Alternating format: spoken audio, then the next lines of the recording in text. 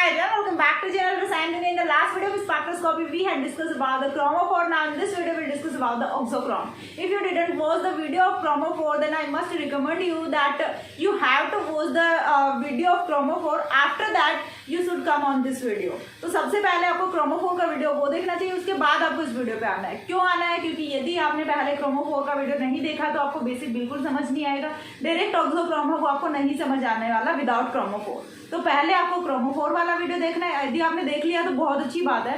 पहले आपने क्रोमोफोर वाला वीडियो देखना है, उसके बाद आपको यहाँ से ये वीडियो देखना है, क्योंकि मैंने उसमें पूरा डिटेल में एक्सप्लेनेशन किया है. यहाँ पे जस्ट मैं बात करूँगी only about the chromophore. Colour वगैरह के बारे में पूरी की पूरी जो डिस्कशन है वो क्रोमोफोर वाले वीडियो में हम ऑलरेडी कर चुके हैं. So you have to watch that video. ठीक है, after that you have to come on this video. तो सबसे पहले चीज ऑक्सोक्रोम. क्रोमोफोर का हम ऑलरेडी डिस्कस कर चुके हैं, सो अगेन मैं यहाँ पर डिस्कस नहीं करूंगी सेम थिंग. तो हम बात करेंगे अबाउट द ऑक्सोक्रोम. अब देखिए ऑक्सोक्रोम है वो क्या होता है. हमने बात की क्रोमोफोर की कि क्रोमोफोर है वो किसी भी कंपाउंड के कलर के लिए रिस्पॉन्सिबल होता है. ठीक है, यानी कि जहाँ कहीं भी डबल बॉन्ड प्रेजेंट होंगे तो वो जो कंपाउंड है वो 200 to 800 नैनोमीटर की वेवलेंथ रेंज में एब्जॉर्प्शन शो करेंगे और यूवी विजिबल स्पेक्ट्रोफोटोमीटर के लिए एक्सेसिबल होते हैं. बट यदि ऐसा कोई कंपाउंड जिसमें डबल बॉन्ड्स हो वो तो प्रेजेंट नहीं होते. ठीक है, जिसमें डबल बॉन्ड्स प्रेजेंट नहीं होते but that contains only lone pair of electrons. ठीक है, उसमें क्या होता है, only lone pair of electrons होते हैं. And lawn pair of electrons की वजह से फिर कौन से यहाँ पे ट्रांजिशन पॉसिबल होते हैं, that are n to sigma star transition. n to sigma star transitions होते हैं. And we had discussed in the electronic transitions that n to sigma star electronic transition shows the wavelength in between 170 to 250 nanometer. ठीक है, 170 to 250 nanometer. But itself ये colour के लिए responsible नहीं होते. Auxochromes are that groups which are not responsible for color imparting for any compound, but if attached with chromophore then these are increases the intensity of color. For example हमने लिया कोई भी compound लिया. ठीक है, हमने कोई भी कंपाउंड लिया, उसका कलर आ रहा था. ठीक है, उसका कलर आ रहा था लाइट रेड. ठीक है, अब हमने क्या किया, उस पर कोई भी ऐसा ग्रुप जोड़ दिया जो कि ऑक्सोक्रोम है. अब ये ऑक्सोक्रोम क्या है, जिनमें only lone pair of electrons वो प्रेजेंट होते हैं. ठीक है, not double bonds, only lone pair of electrons. ठीक है, यदि डबल बॉन्ड होंगे तो फिर तो वहाँ पे पाई टू पाई स्टार ट्रांजिशन है वो होगा सबसे पहले, और वो किस में जाएगा, क्रोमोफोर में जाएगा. बट हम बात कर रहे हैं only about the lone pair of electrons. यदि only lone pair of electrons present होते हैं तो उस वाले केस में क्या होता है कि ऐसा कोई भी ग्रुप यदि उसे क्रोमोफोर के साथ में अटैच कर दिया जाए तो विदाउट दिस ग्रुप यदि क्रोमोफोर का कलर है वो लाइट रेड आ रहा था, तो जैसे ही आप ये जोड़ोगे तो अब क्या होगा, कलर है वो थोड़ा सा इंटेंस हो जाएगा. जो लाइट रेड था अभी वो थोड़ा सा डार्क रेड में कन्वर्ट हो जाएगा. और ऐसा क्यों होता है, तो ऐसा इसलिए होता है कि इस बार यहाँ पे एक और टाइप के ट्रांजिशन ऐड हो जाते हैं, that are n to sigma star transition. और यहाँ से जो वेवलेंथ की वैल्यू है, लैम्डा मैक्सिमम की वैल्यू है, उसे ये इंक्रीज कर देते हैं टुवर्ड्स हायर शिफ्ट. ठीक है, टुवर्ड्स हायर शिफ्ट यानी कि ज़्यादा वेवलेंथ की तरफ जो लैम्डा मैक्सिमम की वैल्यू है उसे ये शिफ्ट कर देते हैं. चीज समझ आई. कोई भी ऐसा फंक्शनल ग्रुप जिसमें only lone pair of electrons present होते हैं खुद कलर के लिए रिस्पॉन्सिबल नहीं होते हैं, बट यदि इन्हें क्रोमोफोर के साथ में जोड़ा जाए. ठीक है, हिंदी मीडियम वाले भी सुन लो, इंग्लिश मीडियम वालों के लिए लिखा पड़ा है, हिंदी मीडियम वाले सुन लो. ठीक है, यदि इन्हें किसी भी क्रोमोफोर के साथ में जोड़ा जाए तो ये उस क्रोमोफोर की कलर इंटेंसिटी को बढ़ा देते हैं, उसकी एब्जॉर्प्शन इंटेंसिटी को बढ़ा देते हैं, उसका जो लैम्डा मैक्सिमम की वैल्यू है उसे ये बढ़ा देते हैं. That's it. ठीक है, तो ये होते हैं आपके ऑक्सोक्रोम्स. सॉरी, तो देख लेते हैं ऑक्सोक्रोम्स के बारे में. तो सबसे पहली चीज देखिए यहाँ से, the functional groups attached to a chromophore which increases the ability of chromophore to absorption of light, to absorb light altering the wavelength और इंटेंसिटी ऑफ एब्जॉर्प्शन. अब देखिए यहाँ से हमने क्या बोला कि कोई भी ऐसा फंक्शनल ग्रुप जो कि क्रोमोफोर के साथ में जुड़ता है और उसकी क्रोमोफोर की लाइट को एब्जॉर्ब करने की, ठीक है, लाइट को एब्जॉर्ब करने की, वेवलेंथ को अल्टर करने की, और जो इंटेंसिटी एब्जॉर्प्शन है उसकी कैपेबिलिटी को क्या कर देता है, इंक्रीज कर देता है.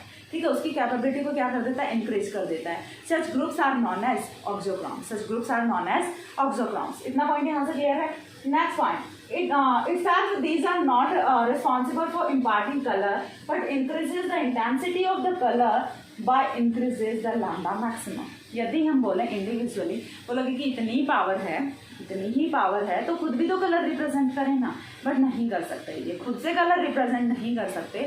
ये क्या है, देखो एक होता था राजा, पुराने ज़माने में क्या होता था, एक होता था राजा, ठीक है, उसके पीछे होती थी सेना, ठीक है, उसके पीछे क्या होती थी, सेना। तो कमांड, राजा का तो सिर्फ कमांड ही होता था ना, लड़ाई कौन करती थी, लड़ाई तो सेना ही करती थी। तो ये कुछ ऐसा सा ही सेना, ठीक है। सेना क्या है, अब सेना को यदि खुद को बोला जाए तो वो क्या करेंगे, खुद तो नहीं जाके लड़ाई कर सकते, खुद तो नहीं जाके कोई भी डिसीजन नहीं ले सकते ना। डिसीजन मेकिंग कैपेसिटी है वो किसके पास में होती थी, राजा के पास में।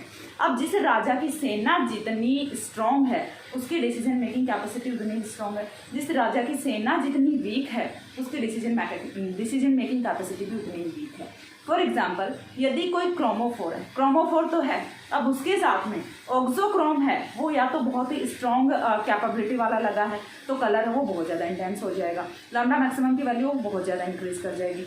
या फिर जो क्रोमोफोर है उसके साथ में कोई ऐसा ग्रुप लगा हुआ है हल्का फुल्का सा जो कि थोड़ा बहुत इंक्रीज कर रहा है, छोटी मोटी सेना है, तो वो क्या करेगा, उस केस में कलर इंटेंसिटी इंक्रीज जरूर होगी, वो लड़ाई करेंगे तो जरूर, राजा की सेना वो लड़ाई तो जरूर करेगी बट वो बहुत कम टाइम के लिए टिकेगी, ठीक है। तो वैसा ही कुछ यहाँ पे भी होता है, वैलेंस इंक्रीज जरूर होगी बट थोड़ी बहुत वैलेंस इंक्रीज होगी। तो क्रोमोफोर राजा है, ऑक्सोक्रोम सेना, ठीक है, चीज समझ आ गया यहाँ से ना। देखिए और नेक्स्ट पॉइंट, तो सेना है वो खुद से डिसीजन है वो नहीं ले सकते ना, उसका काम भी है सिर्फ लड़ाई करना। तो वैसा ही कुछ यहाँ से ऑक्सोक्रोम का सीन है, ये खुद से कलर नहीं रिस्पॉन्सिबल, खुद से कलर इम्पार्ट नहीं कर सकते, बट यदि इन्हें किसी का सपोर्ट मिल जाए, क्रोमोफोर का सपोर्ट मिल जाए, फिर ये अपनी पावर दिखाना स्टार्ट करते हैं और तब ये उस कलर इंटेंसिटी को इंक्रीज कर देते हैं। That's it.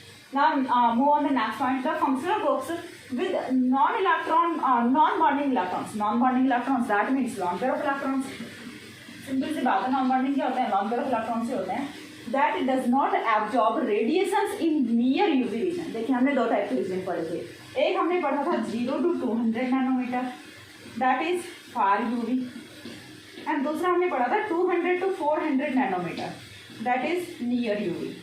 ये चीज़ें हम सारी पहले पढ़ चुके हैं, ठीक है, मैं पढ़ा चुकी हूँ, आप पढ़े या नहीं पढ़े मुझे नहीं पता, आप पढ़ के आइएगा पहले, वरना तो एक वीडियो यदि आपने बीच में छोड़ा तो फिर पूरा का पूरा सीक्वेंस बिगड़ा, फिर आपको कुछ नहीं समझ आना, बता रही हूँ भी, ठीक है। तो यहाँ से देखिए कहाँ पर the functional groups with non bonding electrons, यानी कि लॉन पेयर के साथ में जो फंक्शनल ग्रुप हो, ठीक है, ऐसा कोई भी फंक्शनल ग्रुप जिस पे कि lawn pair of electron present हो, that does not absorb radiation in near UV region। तो ऐसे क्या करते हैं ये लोग हैं, ये जो लॉन पेयर कंटेनिंग जो फंक्शनल ग्रुप्स होते हैं, ये नियर यूवी रीजन में एब्जॉर्प्शन वो शो नहीं कर सकते, ठीक है। इनका जो एब्जॉर्प्शन क्योंकि इनमें जो इलेक्ट्रॉनिक ट्रांजिशंस होते हैं वो कौन से होते हैं, एंड तो सिग्मा स्टार टाइप के होते हैं, तो ये नियर यूवी रीजन तक नहीं पहुंच पाते, ये फार यूवी में ही रह जाते हैं, बिलो 200 ही रह जाते हैं।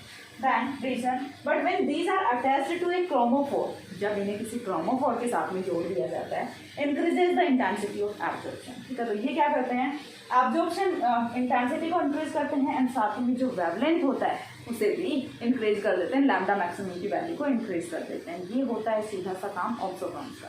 अब यहाँ पे हमने कुछ एग्जाम्पल्स लिखे हैं, एग्जाम्पल्स में जो सबसे फर्स्ट एग्जाम्पल है वो मैंने लिया है यहाँ से बेंजीन का। बेंजीन है वो कोई बेंजीन है वो कोई ऑक्सोक्रोम नहीं होता, सबसे पहली चीज़ तो ये, क्योंकि ऑक्सोक्रोम वही ग्रुप होगा जिसमें कि lawn pair of electron present होगा, ठीक है। Get the point, note the point that auxochrome only the compound that contains lawn pair of electron, ठीक है, जिसमें लॉन पेयर ऑफ इलेक्ट्रॉन होगा तभी कोई कंपाउंड होगा ऑक्सोक्रोम होगा, अदरवाइज नॉट द ऑक्सोक्रोम, ठीक है, अदरवाइज विल बी क्रोमोफोर। तो यहाँ से यदि हम बेंजीन की बात करें, बोलो मैंने ऑक्सोक्रोम में लिखा बेंजीन, तो ऑक्सोक्रोम का एग्जांपल हो सकता है, नहीं ऑक्सोक्रोम का एग्जांपल नहीं हो सकता। It's just for explanation that auxochrome के जोड़ने से जो लैम्डा मैक्सिमम की वैल्यूज हैं वो कैसे वेरी करती हैं, जिससे मेरे को ये चीज़ यहाँ से समझानी है। तो सबसे पहले यदि हम बेंजीन के अकेले की बात करें तो बेंजीन क्रोमोफोर क्यों है, क्योंकि इसमें डबल बॉन्ड प्रेजेंट है, डबल बॉन्ड इसमें कॉन्जुगेशन में प्रेजेंट है। होप्स आप पहला वीडियो देख के आए हैं जहाँ पे मैंने कॉन्जुगेशन के लिए स्पेसिफिक एग्जांपल है वो बेंजीन का ही रखा था। 3 डबल बॉन्ड है, कॉन्जुगेशन में प्रेजेंट है, तो इसके लिए जो लैम्डा मैक्सिमम की वैल्यू है वो होती है 255 नैनोमीटर, फिर कितनी होती है 255 नैनोमीटर होती है। अब हम क्या करेंगे, इस पे ऑक्सोक्रोम जोड़ेंगे, अभी तक ये अकेला राजा है, अब हम इसकी सेना जोड़ेंगे इसके पीछे। तो देखिए यहाँ से हमने क्या किया, ऑक्सोक्रोम लेना स्टार्ट किया। ऑक्सोक्रोम्स के लिए एग्जाम्पल्स वो मैंने लिख रखे हैं यहाँ से। हाइड्रोक्सिल हो गया फॉर एग्जाम्पल, एल्कोक्सी हो गया, एमिनो हो गया, या फिर हेलोजेंस हो गए। आपकी बोलोगे ना हेलोजेंस ये कौन से, इनके कौन सा लॉन पेयर होता है, तो इनके लॉन पेयर ऑफ इलेक्ट्रॉन्स होते हैं और एक नहीं 3 लॉन पेयर ऑफ इलेक्ट्रॉन्स होते हैं, यदि आपकी बुद्धि काम करे तो, ठीक है।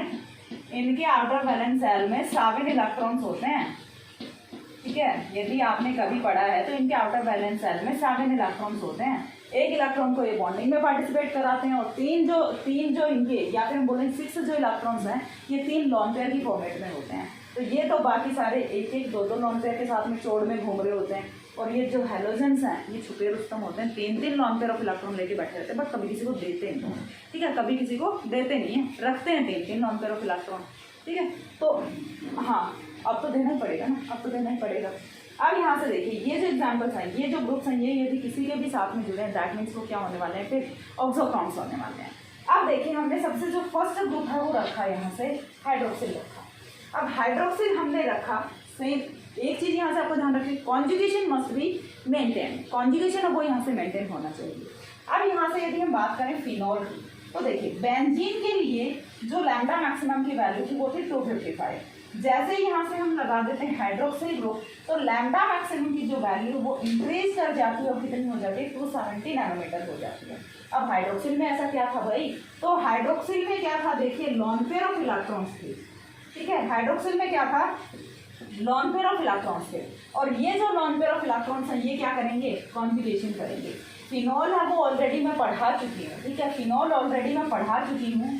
सो मैं यही उम्मीद करती हूँ कि आप लोग भी फिनॉल पढ़ के आए हैं। फिनॉल में जो रेजोनेटिंग स्ट्रक्चर्स बनती हैं वैसा ही कुछ यहाँ पे होता है। तो लॉन पेयर ऑफ इलेक्ट्रॉन है वो यहाँ पे किसमें है, कॉन्जुगेशन में है।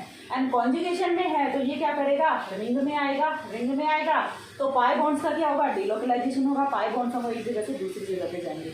और यदि ऐसा होता है कि कॉन्जुगेशन कभी भी इंक्रीज होता है, क्रोमोफोर वाले वीडियो में ऐसा कभी भी होता है कि कॉन्जुगेशन कभी भी इंक्रीज होता है, तो ऑलवेज क्या होगा, lambda maximum will be also increases, lambda maximum की वैल्यू वो भी इंक्रीज होगी। नोट कर लेना अच्छे से, कॉन्जुगेशन यदि कभी भी इंक्रीज होगा, और यहाँ पे क्या हुआ है, इंक्रीज कॉन्जुगेशन ही इंक्रीज हुआ, बाकी से ज़्यादा कुछ नहीं हुआ है, ठीक है, कॉन्जुगेशन ही इंक्रीज हुआ है सिंपल सा। तो कॉन्जुगेशन यदि कभी भी इंक्रीज होता है तो लैम्डा मैक्सिमम की वैल्यू वो इंक्रीज होती है, सिंपल सा यहाँ पे प्लस आर हिसाब से लग रहा है, ठीक है। देखिए केमिस्ट्री को आप जितना चाहें कोरिलेट कर सकते हैं एक दूसरे पॉइंट से, यदि इंडिविजुअली रटना चाहेंगे तो फिर रटते रह जाओ, उसमें कुछ नहीं होना है, जितना हो सके कोरिलेट करके पढ़िए। Now move on the next. तो नेक्स्ट में हमने यहाँ से लिया एमिनो, ठीक है, इस बार हमने क्या ले लिया, एमिनो ले लिया। बेंजीन रिंग के साथ में एमिनो ग्रुप लगाते हो तो ये क्या हो जाता है, एनिलीन बन जाता है, इतनी चीज़ आपको पता होगी। अब जैसे ही हमने NH2 ग्रुप जोड़ा तो लैम्डा मैक्सिमम की वैल्यू वो हो गई 280 नैनोमीटर, ठीक है। अब ये क्या हो गई, 280 नैनोमीटर आ गई। अब कुछ बच्चों के माइंड में ये क्वेश्चन आ सकता है, बहुत ही ऑथेंटिक क्वेश्चन है, आना भी चाहिए, यदि नहीं आ रहा है तो दिमाग को, बुद्धि को जगाओ, ठीक है। तो देखिए कुछ बच्चों के माइंड में ये क्वेश्चन आ सकता है कि मैम यहाँ पे एक लॉन पेयर ऑफ इलेक्ट्रॉन है, यहाँ पे 2 लॉन पेयर ऑफ इलेक्ट्रॉन है, फिर भी यहाँ पे 270 नैनोमीटर है और यहाँ पे 280 नैनोमीटर है, तो इसकी वेवलेंथ इतनी ज़्यादा क्यों हुई, इसकी वेवलेंथ इतनी ज़्यादा क्यों हुई नाइट्रोजन वाले केस में। तो बेटा इसका सिंपल सा रीज़न है, आपको जाना है on the donor ability concept, ठीक है। आपको कहाँ पे जाना है, डोनर एबिलिटी पे। देखिए एक ही साथ में मैं आपको स्पेक्ट्रोस्कोपी में ऑर्गेनिक केमिस्ट्री का जो simple GOC general organic chemistry वो भी पढ़ा रही है, ठीक है। देखिए यहाँ पे हमें कहाँ पे जाना है, GOC में जाना है। क्यों जाना है, क्योंकि मैंने क्या बताया, कॉन्जुगेशन जब भी इंक्रीज होगा, मोर will be the conjugation, more will be the lambda maximum, ठीक है। कॉन्जुगेशन जितना ज़्यादा होगा लैम्डा मैक्सिमम उतना ज़्यादा होगा। और अगर मैम यहाँ पे तो 2-2 लॉन पेयर है, यहाँ पे तो सिर्फ 1 लॉन पेयर है। 2 लॉन पेयर होने से क्या होता है, धन तो बहुत सारे लोगों के पास होता है बट चैरिटी बहुत कम लोग करते हैं, ठीक है, चैरिटी बहुत कम लोग कर पाते हैं, धन तो बहुत लोगों के पास मिलता है। तो डोनर एबिलिटी जिसकी ज़्यादा होगी कॉन्जुगेशन उतना ही ज़्यादा होगा। देखिए यहाँ से मैं आपको बताती हूँ, डोनर एबिलिटी यदि ज़्यादा है, डोनर एबिलिटी यदि ज़्यादा है तो कॉन्जुगेशन है वो भी क्या होगा, ज़्यादा होगा, कॉन्जुगेशन है वो भी क्या होगा, ज़्यादा होगा। अब ये चीज़ डिपेंड किस पे करेगी, and we know that donor ability, इसे मैं कहाँ से लिखूँ, DA। आपको पता है मैंने डोनर एबिलिटी ऑलरेडी पढ़ा रखा है GOC में। तो डोनर एबिलिटी को मैं DA से रिप्रेजेंट करती हूँ, ये इन्वर्सली प्रोपोर्शनल होती है इलेक्ट्रोनेगेटिविटी के। आपको पता होना चाहिए ये point. Donorability is inversely proportional to electronegativity. अब ऑक्सीजन एंड नाइट्रोजन में से यदि हम देखें तो इलेक्ट्रोनेगेटिविटी किसकी ज़्यादा है? ऑब्वियस सी बात है ऑक्सीजन की ज़्यादा है। ऑक्सीजन की इलेक्ट्रोनेगेटिविटी ज़्यादा है तो डोनरेबिलिटी कम होगी, यानी कि ये लॉन पेयर ऑफ इलेक्ट्रॉन देता है लेकिन रो पीट के देता है, ठीक है, आसानी से नहीं देता है। और ये क्या करता है? खुशी खुशी दे देता है, दे जाओ क्यों? क्योंकि इसकी इलेक्ट्रोनेगेटिविटी वो कम है। तो जिसकी डोनरेबिलिटी ज़्यादा है, डोनरेबिलिटी किसकी ज़्यादा है? इसकी ज़्यादा है, तो यहाँ पे क्या होगा? कॉन्जुगेशन है वो ज़्यादा होगा, ठीक है। यहाँ पे कॉन्जुगेशन ज़्यादा होगा। देखिए मैं लिख देती हूँ यहाँ पे डोनरेबिलिटी कम है इसकी डोनरेबिलिटी ज़्यादा है, ठीक है। यहाँ पे कॉन्जुगेशन कम है बिकॉज ऑफ लेस डोनरेबिलिटी एंड यहाँ पे कॉन्जुगेशन ज़्यादा है।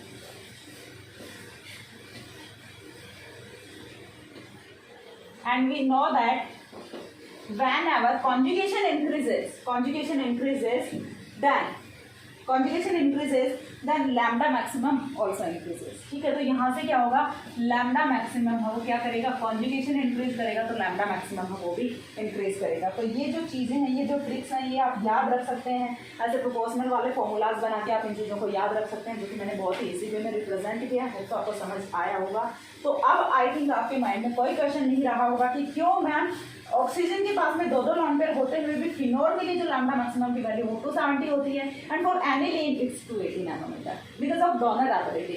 Aniline has more amino group has more donorability in compare to hydroxyl group because of electronegativity, because of nitrogen atom has less electronegativity in compare to oxygen atom and more will be the conjugation then more will be the lambda maximum value. Hope so आपको concept clear हुआ होगा। मैंने बहुत ही detail में explain करने का try किया है। यदि हुआ है तो please tell me in the comment section. यदि नहीं हुआ है तो जाके जो इनिशियल वीडियोज है, सबसे पहले मैंने जीओसी से ही चैनल को स्टार्ट किया था, जीओसी जनरल ऑर्गेनिक केमिस्ट्री, वहाँ पे मैंने डोनरेबिलिटी बेसिसिटी का कॉन्सेप्ट है वो बहुत अच्छे से एक्सप्लेन किया, तो सो दैट आप वहाँ से जाके ये वाला वीडियो ही देख सकते हैं। आपको पूरा का पूरा कंसेप्ट समझ में आ जाएगा डोनरेबिलिटी का, इलेक्ट्रोनेगेटिविटी का, सारी चीज़ें। अब यहाँ पे हमने एक एग्जाम्पल रखा है, इसमें आपको फाइंड आउट करना है ऑक्सोक्रोम एंड क्रोमोफोर, ठीक है। यहाँ से आपको क्या फाइंड आउट करना है? Auxochrome and chromophore. Find out the auxochrome and chromophore. ऐसे क्वेश्चन से ये बहुत पूछे जाते हैं, ऐसे क्वेश्चन से ये थ्योरेटिकल एग्जाम में भी पूछे जा सकते हैं एंड आपका जो ऑब्जेक्टिव एग्जाम होता है उसमें भी पूछे जाते हैं, ठीक है। तो यहाँ से question, what is the question? Find the auxochrome or we can say that identify the auxochrome and chromophore, auxochrome and chromophore. ऐसे बहुत सारे आपको क्वेश्चन दिए जा सकते हैं। मैंने यहाँ पे सिर्फ एक लिखा है सो दैट आपको कंसेप्ट समझ में आ जाए। ऑक्सोक्रोम मैंने पूरा डिटेल में पढ़ा दिया, क्रोमोफोर मैंने पूरा डिटेल में पढ़ा दिया। उसके बाद भी यदि आपको नहीं समझ आता है then it's your own responsibility, मैंने आपको एक्सप्लेन करना है। एग्जाम्पल आपका चेंज हो सकता है but concept will be same. अब यहाँ से हमें क्या देखना है कि क्रोमोफोर कौन सा है, ऑक्सोक्रोम कौन सा। तो सबसे पहली चीज़ जहाँ पे डबल बॉन्ड होंगे, डबल बॉन्ड। अब बोलोगे कि मैम नाइट्रो ग्रुप में भी होंगे, SO3 में भी होंगे और यहाँ से बेंजीन रिंग में भी है, बट क्रोमोफोर तो कोई एक ही होगा ना, जहाँ पे सबसे ज़्यादा डबल बॉन्ड्स होंगे। सबसे ज़्यादा डबल बॉन्ड्स नाइट्रो में एक होता है, ठीक है। SO3 में कितने होंगे? 2 होंगे यहाँ से, और बेंजीन में कितने हैं? 3 हैं। तो यदि हम बात करें बेंजीन की, तो बेंजीन रिंग है वो तो यहाँ से क्या है? क्रोमोफोर है, ठीक है। इसे तो मैं क्या लिख दूँ? C लिख दूँ। ये तो क्या हो गया? क्रोमोफोर हो गया। क्लोरीन है, ये क्या होगा? ऑक्सोक्रोम होगा। तो नाइट्रो है वो भी क्या होगा? यहाँ पे ओनली ऑक्सोक्रोम ही होगा, इसे क्रोमोफोर मत लिख देना। हाँ, हमने लिखा था क्रोमोफोर के एग्जाम्पल में, बट क्रोमोफोर है वो कोई एक मेन स्केलेटन होगा, दैट इज बेंजीन है, ठीक है, जो कि यहाँ पे बेंजीन है। अब यहाँ से नेक्स्ट हम चलते हैं SO3H पे, तो it will be also auxochrome. अब किसी के माइंड में ये क्वेश्चन नहीं आना चाहिए कि मैम सल्फर पे कैसे लॉन्ग पेयर ऑफ इलेक्ट्रॉन्स होंगे। तो सल्फर पे नहीं बट ऑक्सीजन पे होते हैं एंड यहाँ पे कॉन्जुगेशन है वो मेंटेन रहता है, ठीक है। कॉन्जुगेशन है वो मेंटेन रहता है। कैसे रहेगा कॉन्जुगेशन मेंटेन? तो देखिए यहाँ से डबल बॉन्ड OH,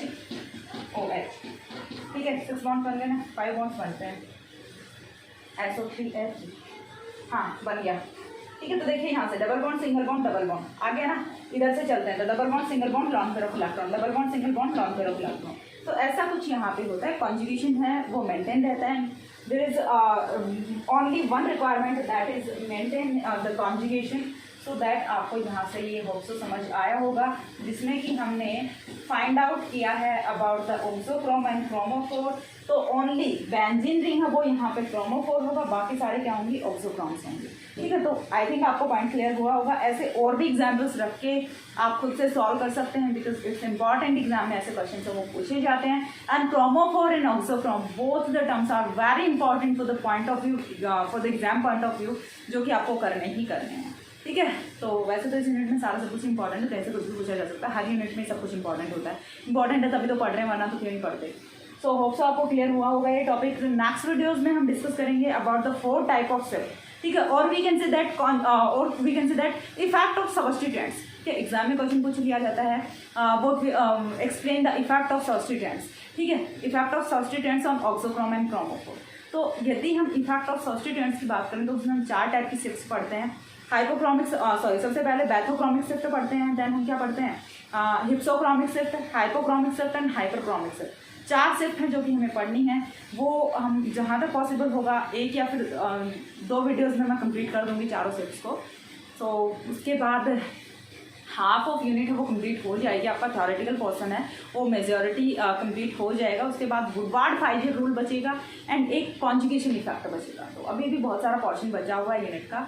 सो बस आपको कंटिन्यूटी के साथ में नोट्स बनाते जाना है, पढ़ते जाना है। आज के वीडियो में इतना ही, नेक्स्ट मिलते हैं दूसरे वीडियो में। And sorry for the background noise, पिछले वीडियो में भी सेम था, क्योंकि मैं तो दोनों वीडियो साथ ही बना रही हूँ। आपको भले ही डिस्टेंस से मिलेंगे बट मैं दोनों वीडियो साथ में बना रही हूँ। एंड बस आज के लिए इतना ही था। नेक्स्ट मिलते हैं दूसरे वीडियो में, तब तक के लिए सी या have a good day, thanks for watching.